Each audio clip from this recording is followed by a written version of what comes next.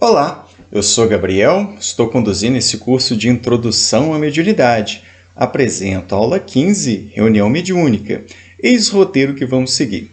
Estudar quais são os seus tipos, a importância dos seus participantes estudarem sobre mediunidade, a importância de criar uma homogeneidade no grupo e, enfim, a regularidade dessas reuniões. Vamos lá. Allan Kardec propõe no Livro dos Médiuns uma classificação das reuniões mediúnicas em 3 tipos. Na verdade, das reuniões espíritas, e aqui a gente está particularizando para as mediúnicas. E a primeira modalidade que ele nos oferece é o que ele chama de reuniões frívolas. O que isso significa? Que é uma reunião composta de pessoas que só veem o lado divertido das manifestações, que se divertem com as facécias dos espíritos levianos, se perguntam banalidades de toda sorte, que se pede aos espíritos a predição do futuro. Ou seja, um primeiro tipo de reunião mediúnica que pode acontecer é essa, onde as pessoas vão com interesses superficiais, né?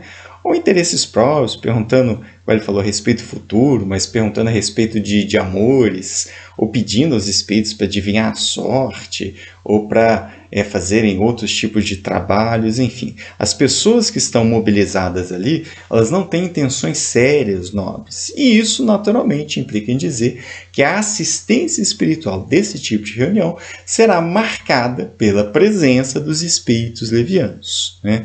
Em mediunidade, sempre vigora essa lei. De acordo com os interesses, com os pensamentos, com as intenções daqueles que estão encarnados, então vão atrair o mesmo tipo de espírito que vai compor a assembleia, a parte invisível desse encontro. Então, numa reunião frívola, este tipo de assunto só vai atrair espírito leviano. Allan Kardec faz uma proposta de classificação agora para as reuniões experimentais, que no entendimento dele são aquelas que têm particularmente por objeto a produção das manifestações físicas. Para muitas pessoas, são um espetáculo mais curioso que instrutivo.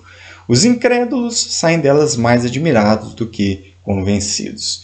Interessante Allan Kardec ter criado uma modalidade específica de reunião para os fenômenos mediúnicos de efeitos físicos, né? E no entendimento dela, essas são as experimentais por natureza. Allan Kardec entende que elas tiveram seu papel, que cumpriram a função de chamar a atenção das pessoas para a existência dos espíritos e das suas principais características, e depois ele transita para as diversas modalidades de psicografia, por entender que a comunicação escrita seria muito mais aproveitável.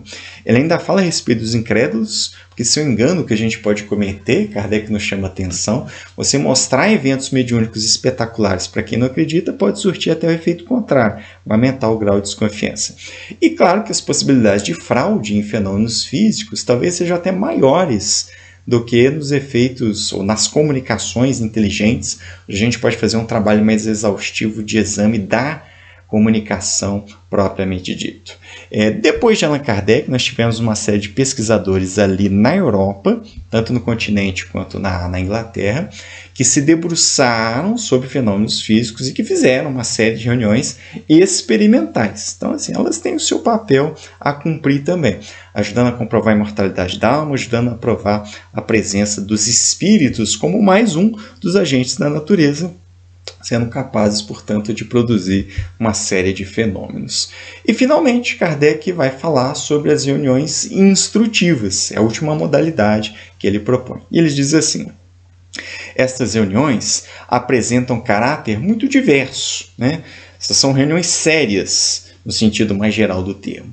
São as que se pode aurir o verdadeiro ensino.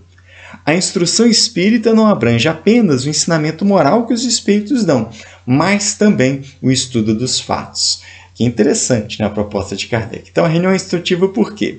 Primeiro, pelo motivo mais óbvio, eu estou recebendo uma instrução espiritual diretamente através do fenômeno mediúnico, Então, isso já caracteriza ali uma instrução, mas ao observar o fenômeno em si mediúnico acontecendo, aquilo já é instrutivo também para nós. Mais à frente, vamos falar uma outra possibilidade de instrução nesse contato com os espíritos.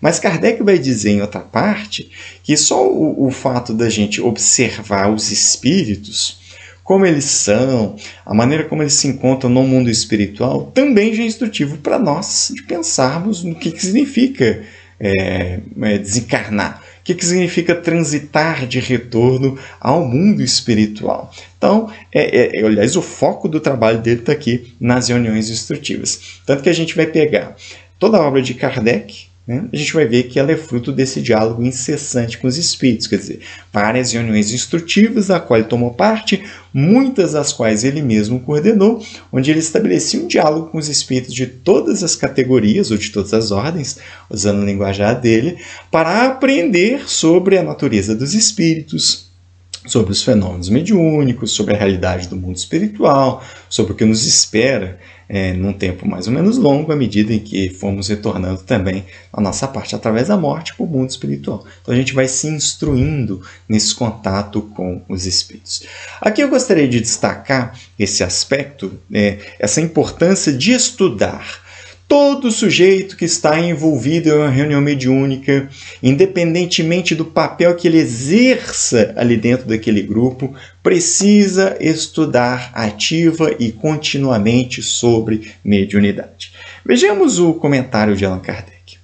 As reuniões de estudo são de imensa utilidade para os médiuns de manifestações inteligentes, para aqueles, sobretudo, que seriamente desejam aperfeiçoar-se e que a elas não comparecem dominados por tola presunção de infalibilidade. É muito interessante, né? Como que Kardec lida de modo bem objetivo, bem realista com médiuns e com o fenômeno mediúnico. Né?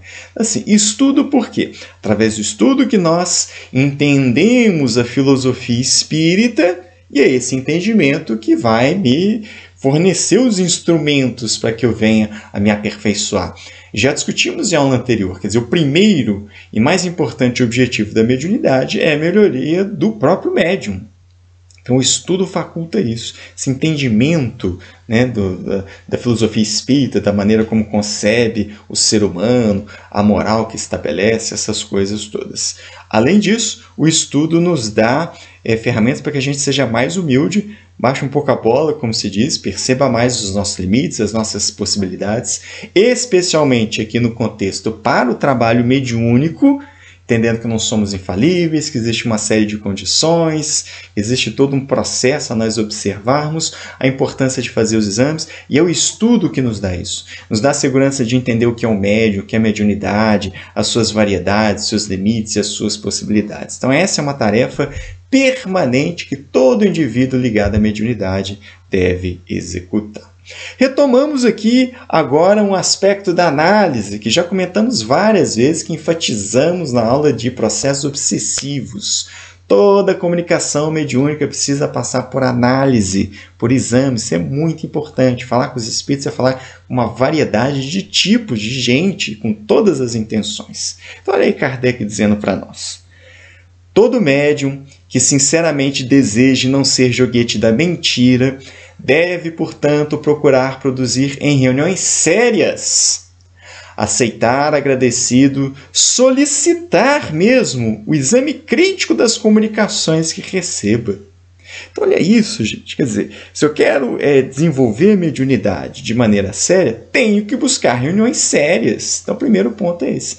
Não há como fazer um bom aproveitamento da mediunidade, sentido moral, desse aproveitamento, frequentando reuniões frívolas. Preciso buscar reuniões sérias, onde se busca instrução, onde há respeitabilidade, onde aquilo é feito de modo religioso, segundo até o vocabulário de Allan Kardec. E aqui o ponto fundamental, que falamos várias vezes comentando sobre obsessão em aula anterior, e aqui de novo. Médium solicita o exame crítico das comunicações que recebe. Gente, isso é importantíssimo. Ainda mais num país como o nosso, onde nos acostumamos com mediunidade de assinatura, com médiuns gurus, com idolatria mediúnica, com tratar essas figuras como intocáveis, como isentas de qualquer forma de exame. Isso é um perigo, isso contraria a orientação de Kardec. Mediunidade segura, mediunidade madura, que promove o crescimento do médium e do grupo, é aquela que necessariamente faz exame crítico de todas as comunicações mediúnicas que receba, invariavelmente. Além disso, é preciso nós considerarmos que reunião mediúnica é um ser coletivo. Tudo que nós conseguimos em uma reunião mediúnica é o grupo que consegue. Que não conseguimos, o grupo não conseguiu. Não fazemos nada sozinho dentro de uma reunião mediúnica. Portanto, nada de voluntarismo. Todo mundo tem um papel a cumprir dentro da reunião mediúnica. Não existe papel mais importante. Existem os papéis onde as pessoas ficam mais em destaque por motivos óbvios. Se o sujeito é o médium é o médium ostensivo e que vai receber o espírito, ele está mais em destaque. Se o indivíduo é aquele que conversa com os espíritos, o dialogador, o mediador, está mais em destaque do que está falando. Todo mundo tem um papel importante a cumprir. Em grupo é que nós trabalhamos e conseguimos. Tá? Sozinho a gente não faz nada de útil em mediunidade. Olha a recomendação de Kardec. Sendo o recolhimento e a comunhão dos pensamentos as condições essenciais a toda reunião séria, fácil é de compreender-se que o número excessivo dos assistentes constitui uma das causas mais contrárias à homogeneidade. Vejam isso, olha o destaque, recolhimento. Reunião mediúnica, a gente pede calma. Então a gente vai para um ambiente privativo. Isso é no sentido físico, claro, mas sentido emocional, sentido afetivo, sentido de concentração mental. Então, recolhimento, atividade com alto poder de concentração. A gente deve buscar os ambientes e os grupos adequados para isso. Além de tudo, a comunhão de pensamentos. A gente tem que estar entrosado com as pessoas, a gente tem que efetivamente formar um grupo com aqueles companheiros. Não é simplesmente juntar pessoas, mas pessoas que criam vínculos, que estão com o mesmo objetivo, o mesmo ideal, que têm valores em comum, sabe, que estão nessa mesma pegada. E aí elas vão conseguir formar um todo coerente, homogêneo e agir como um grupo que apresenta força para realizar as suas atividades. Além disso, Kardec fala sobre a regularidade das reuniões, que é o que nós fazemos. Quer dizer, só da gente pegar e de ter aquele, toda vez marcar na semana o dia e o horário que a gente vai fazer a reunião mediúnica, a gente atende essa orientação de Kardec. E aqui ele está dizendo o porquê disso. Olha só. Quando as reuniões se efetuam em dias e horas certos, ele está fazendo uma referência aos espíritos protetores, se preparam antecipadamente a comparecer e é raro faltarem. Nada mais prejudicial às boas comunicações do que os chamar à torta e à direito sem motivo sério. Assim, se eu me reúno esporadicamente, sem motivo sério, mas chamar os espíritos para ler a sorte, para fazer isso, aquilo, outro, nada muito relevante, então, bom, não teremos ali criado um grupo, não criamos uma homogeneidade, uma coerência, não criamos ali uma simpatia de uma comunidade espiritual que estará ao nosso redor, nos protegendo. E todos nós que participamos de reunião mediúnica, percebemos isso, essa regularidade, percebemos a preparação dos espíritos, do ambiente, das comunicações, dos médios, dos participantes, a gente vai se envolvendo ali num clima ao longo do dia, especialmente da reunião mediúnica, e o ápice é a reunião propriamente dita. As comunicações, os diálogos, isso facilita, claro, então, nos dois planos da vida. A gente adquire uma disciplina, então a gente vai se dedicar àquela tarefa de maneira bem pontuada, bem disciplinada. Toda semana a gente faz o preparo, executa, a gente tem a concentração. Quer dizer, então os primeiros beneficiados, como sempre em mediunidade, quando se leva a sério, é o próprio portador da faculdade ou aqueles que estão envolvidos no trabalho. E claro, isso facilita a organização do mundo espiritual. Sabendo que a gente tem esse compromisso, eles nos acompanham nesse compromisso, nos dirigem nessa proposta e ajuda a organizar do lado de lá essa reunião mediúnica. Mais uma vez retornamos ao importante problema, a questão da influência do meio. Aonde e com quem nós estamos realizando essa proposta de intercâmbio mediúnico? Olha a orientação de Kardec. Os espíritos superiores procuram encaminhar para uma corrente de ideias sérias as reuniões fúteis. Allan Kardec quer saber, afinal de contas, será que os espíritos superiores vão ter essa preocupação, vão se engajar observando um grupo que se reúne de maneira leviana e vão tentar conduzi-los para um caminho mais sério? E aí olha a resposta deles. Os espíritos superiores não vão às reuniões onde sabem que a presença deles é inútil.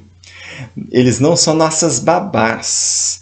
Os espíritos superiores nos orientam, nos aconselham, nos acolhem, nos dirigem, tudo isso de muita boa vontade. Desde que a gente esteja imbuído deste espírito, tá? Perdão do trocadilho, que a gente esteja nessa ideia, com essa vontade.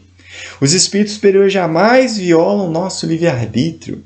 Eles não vão comparecer às reuniões fúteis. Eles não vão lá fazer um trabalho de convencimento. Fulano, ciclano, beltrana, fulana, vamos mudar de rumo e tal. Não. Nós temos essas orientações aos montes.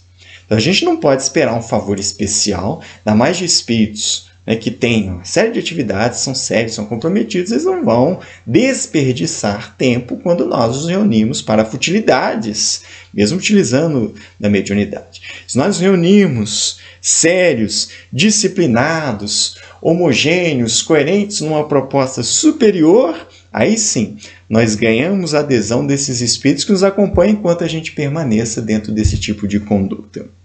Muito bem. Agora eu chamo para o diálogo aqui um livro que eu gosto muito, Diálogo com as Sombras, do Hermínio Correia de Miranda. Para mim, o melhor livro que eu já li até hoje, que eu já estudei até hoje sobre reunião mediúnica, que eu super recomendo para todo mundo que está interessado em fazer um trabalho sério em reunião mediúnica. E ele fala, logo no capítulo 1, a respeito da constituição da reunião mediúnica, dos integrantes, dos membros que vão ali fazer parte dessa reunião. E ele diz assim, que o primeiro passo que deve dar alguém que pretenda organizar um grupo mediúnico é selecionar as pessoas que irão compô-lo. Essa tarefa é extremamente delicada e crítica. E todo mundo que participa de reunião mediúnica super concorda com ele. Aí eu faço uma comparação, eu chamo de membrana semipermeável, porque eu entendo o seguinte, a reunião mediúnica não é algo trancado, isolado da realidade externa e mesmo do centro espírita da qual participa. Mas, ao mesmo tempo, não é uma reunião pública, ela não está aberta a todos os interessados. Por isso que eu faço a comparação com a célula, que assim, ela faz o intercâmbio com a comunidade de fora, mas ela é seletiva. Então, ela tem uma noção muito bem estabelecida do que vai sair e daquilo que vai entrar na reunião. Gente, o fato de eu gostar de alguém não é critério suficiente para colocar numa reunião. Posso amar muito uma pessoa, mas se a gente fizer um exame mais detalhado a respeito do comportamento da pessoa, dos seus conhecimentos e outras variáveis, a gente percebe, olha, gostamos muito do fulano, mas ele não está nas condições satisfatórias para adentrar essa reunião. Essa seleção é super importante, porque a gente tem que garantir homogeneidade. Então, a gente tem que estar preocupado em formar grupos grandes, a gente tem que estar atento a formar grupos coesos, de pessoas que se gostam, de pessoas que são sérias, pessoas que estão vibrando dentro do mesmo ideal. Por isso, a gente tem que fazer a seleção. A reunião mediúnica não é escancarada, ela tem que selecionar quem que vai participar, atendendo a certos critérios. E o Hermínio fala da importância da gente ser rigoroso nisso. Por quê? É preferível ter rigor antes, enfrentar até mesmo uma cara feia da pessoa, um desgosto dela, do que depois a gente ter o trabalho, eu já vivenciei todos os tipos de situação nesse sentido, a gente ter o trabalho de comentar, conversar com essa pessoa e dizer para ela que não está acontecendo, não está fluindo, que a coisa não está bem, ela está destoando. E à medida que um destoa, todo o grupo fica prejudicado. Então isso não é uma reunião pública, a gente tem que ser muito rigoroso. Olha aí um trecho que eu separei do Hermínio. É melhor recusar, logo de princípio, um participante em perspectiva sobre o qual tenhamos dúvidas mais sérias do que sermos constrangidos depois a dizer-lhe que tem de deixar o grupo. Assim, e todos nós que temos algum tempo, alguma experiência mediúnica, a gente é obrigado a concordar com ele. Então, assim, é preferível a gente ser mais rigoroso, ser mais lento nessa admissão, tá? E a gente ter certeza de quem a gente está chamando do que aceitar indistintamente e depois rolar esses conflitos internos, às vezes algumas brigas, melindres, invejas, coisas naturais de surgirem ainda nos agrupamentos que nós criamos devido às nossas imperfeições, e a gente ter esse constrangimento, esse desgaste adicional de ter que expulsar o companheiro do grupo, de ter que removê-lo para um outro grupo, enfim, de ter que tomar alguma atitude mais enérgica em relação a ele. Então aqui, minha gente, é muito importante a gente ter isso claro. Para participar da reunião mediúnica, a gente precisa ter uma série de critérios, eles variam entre os grupos, entre os centros, entre as pessoas, mas a gente precisa ter muita seriedade nesses critérios, né, para saber selecionar as pessoas adequadas que vão contribuir ao invés de ser um fator de perturbação. Todo mundo que está dentro do grupo mediúnico tem que dar uma contribuição, tem que ajudar a construir essa homogeneidade, essa coesão entre as pessoas. É o conteúdo de hoje. Fiquem com Deus.